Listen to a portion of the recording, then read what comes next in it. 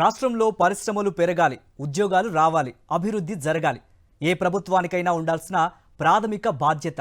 కానీ ఏపీలో మాత్రం కూటమి సర్కార్ పరిశ్రమలు మూతపడాలి, పారిశ్రామికవేత్తలు పారిపోవాలని కంకణం కట్టుకుంది. లంచాల కోసం కొందరిని, రాజకీయ కక్ష సాధింపు పేరుతో మరికొందరిని, పారిశ్రామికవేత్తల్ని చంద్రబాబు సర్కార్ వేధింపులకు గురి చేస్తోంది.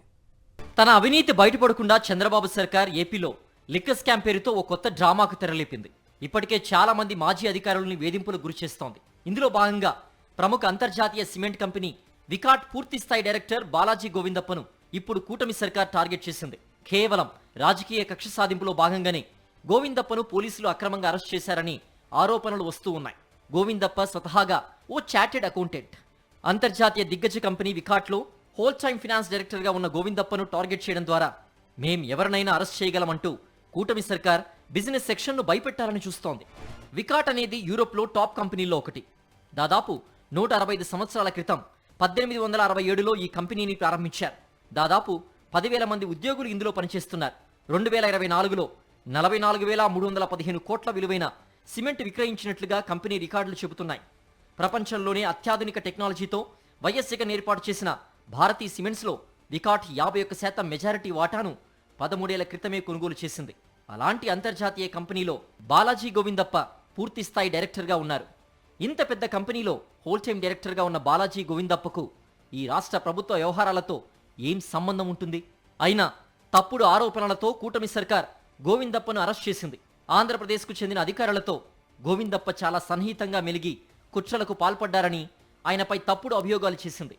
గోవిందప్ప చెప్పని అంశాలని సైతం రిమాండ్ రిపోర్ట్లో రాసి బలవంతంగా ఆయనతో సంతకాలు చేయించారని ఇప్పటికే న్యాయవాదులు కోర్టులో మెమో కూడా ఫైల్ చేశారు. గోవిందప్ప అరెస్ట్ చూశాక వ్యాపార వర్గాల్లో మరీ ఈ స్థాయిలో వేధింపులేంటి అనే చర్చ ప్రారంభమైంది. ఇప్పటికే జరుగుతున్న వేధింపులకు తోడు ఈ వ్యవహారం తర్వాత మల్టీనేషనల్ కంపెనీలకు రాష్ట్రం పేరు చెప్తే అయ్యబాబోయ్ అన్న పరిస్థితిలోకి వెళ్ళిపోయాయి. రాష్ట్రం ఇమేజ్ని ఈ రకంగా చంద్రబాబు తన కక్ష రాజకీయాలతో నాశనం చేస్తున్నాడు అని ఆ పార్టీలోనే చర్చ జరుగుతోంది.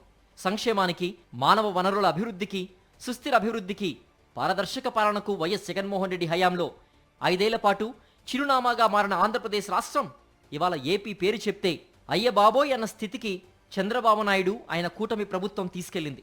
కూటమి ప్రభుత్వం వచ్చాక పారిశ్రామికవేత్తల్ని లక్ష్యంగా చేసుకున్న ఘటనలు ఎన్నో ఉన్నాయి. దేశవ్యాప్తంగా పేరొందిన ఎంతో మంది పారిశ్రామికవేత్తలు ఇప్పటికే రాష్ట్రం అంటేనే భయపడిపోయే పరిస్థితిలోకి వెళ్ళిపోయారు. దేశంలో ప్రముఖ పారిశ్రామికవేత్త అయిన సజ్జన్ జిందాల్ను చంద్రబాబు ప్రభుత్వం బరితెగించి వేధించింది. ఒక సెకండ్ గ్రేడ్ హీరోయిన్ పాత్రధారి అయిన అమ్మాయిని అడ్డం పెట్టుకుని సజ్జన్ జిందాల్ లాంటి పారిశ్రామికవేత్తను వేధించడం యావత్ దేశాన్ని నివ్వెరపరిచింది. కడపలో స్టీల్ ప్లాంట్ కోసం పనులు మొదలుపెట్టిన ఆయన చివరకు ఆ ఆలోచనను విరమించుకుని మహారాష్ట్రలో 3 లక్షల కోట్లు పెట్టుబడులు పెడుతున్నారు. ఈ కేసులో రాజకీయ కక్ష సాధింపులో భాగంగా ఒక డీజీపీ స్థాయి అధికారిని జైల్లో పెట్టారు. మరో 2 ఐపీఎస్ అధికారుల్ని సస్పెండ్ చేసి వేధిస్తున్నారు. ఒకటా రెండా? కూటమి సర్కార్ వచ్చాక పారిశ్రామికవేత్తలపై జరుగుతున్న దాడులు కోకొల్లలు. అనంతపురం జిల్లాలోని తాడిపత్రి అల్ట్రాటెక్ సిమెంట్ పరిశ్రమ మీద బీజేపీ ఎమ్మెల్యే ఆదినారాయణ రెడ్డి రోజు వివిధ రకాల్లో దాడులు చేస్తూనే ఉన్నారు. తన అనుచరగణాన్ని రెచ్చగొట్టి సిమెంట్ పరిశ్రమపై ఫిర్యాదు చేయించడమే కాకుండా అధికారులను ఉసిగొల్పి ముడి ఖనిజం సరఫరా టిప్పర్లను సీజ్ చేయించారు. ఎమ్మెల్యే ఆదేశాలతో ఎర్రగుంట్ల సీఐ నరేష్ బాబు అల్ట్రాటెక్ పరిశ్రమకు ముడి ఖనిజం సరఫరా చేసే 5 టిప్పర్లను అధిక లోడు పేరిట సీజ్ చేశారు. దీంతో ట్రాన్స్పోర్టర్ సిమెంట్ పరిశ్రమకు ముడి ఖనిజం సరఫరా నిలిపివేశారు.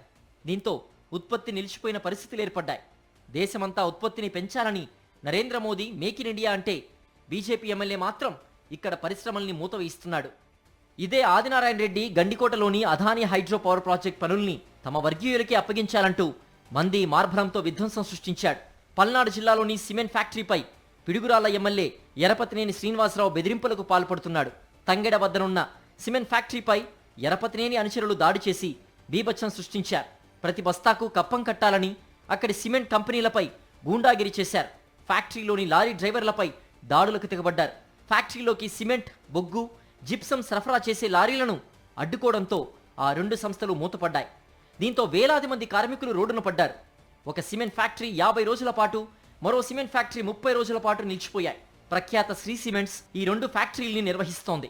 ప్రభుత్వం ఏర్పడిన తొలి రోజుల్లోనే శ్రీకాకుళం జిల్లాలోని యూబీ బీర్ల ఫ్యాక్టరీలో కూటమి నేతలు అలజడి సృష్టించారు. బీజేపీ ఎమ్మెల్యే నడుకుదిటి ఈశ్వర్రావు తనకు నెల నెలా కప్పం కడితేనే లోడ్ లారీలు బయటకు వదులుతామని హెచ్చరించారు. లారీకి 1000 రూపాయలు, నెలకు 1.5 కోట్లు డిమాండ్ చేశారు. యూబీ అన్నది ప్రపంచంలోని స్పిరిట్స్ తయారీ కంపెనీల్లో ప్రముఖమైంది. ఏడాదికి దీని రెవెన్యూ 10,000 కోట్ల రూపాయలు పైమాటే. 50,000 మంది ఉద్యోగులు పనిచేస్తున్నారు. దాల్మియా సిమెంట్స్ పైన కూటమి సర్కార్ కుట్రలు చేసి దాని ఆస్తులు జప్తు చేసింది. ఇక తెలుగు రాష్ట్రాల్లోని ఓ ప్రముఖ న్యూస్ ఛానల్ అధిపతిని సైతం కూటమి సర్కార్ బెదిరించింది.